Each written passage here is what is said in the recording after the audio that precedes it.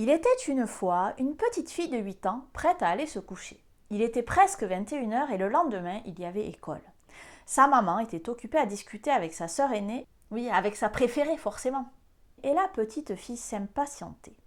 Elle finit par interrompre sa maman. « Maman, fais-moi le bisou maintenant s'il te plaît, je veux aller au lit. » La maman lui fit un baiser et elle partit se coucher. Mais non! Cette histoire est le résultat d'un effort d'écoute que la maman a fait avec ses enfants.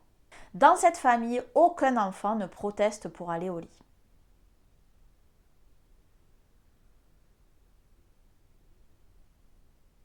Pourquoi? Parce que personne ne les oblige à le faire. Mais ils vont se coucher super tard. Oui, ça leur est déjà arrivé. Et c'est justement parce qu'ils l'ont déjà expérimenté qu'ils savent. Ils savent que se coucher tard, c'est trop cool. Et que le lendemain, c'est difficile. Alors, ils préfèrent se coucher tôt. Mais parfois, ils choisissent de se coucher tard. Alors, le lendemain, ils sont fatigués et c'est difficile. C'est tout.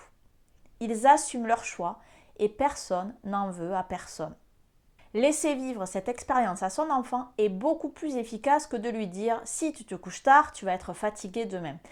Oui, mais il va être fatigué le lendemain et nous, on va en baver. Alors oui, c'est vrai, il sera probablement fatigué le lendemain et ça ne va pas être drôle pour nous. Ah, tu vois?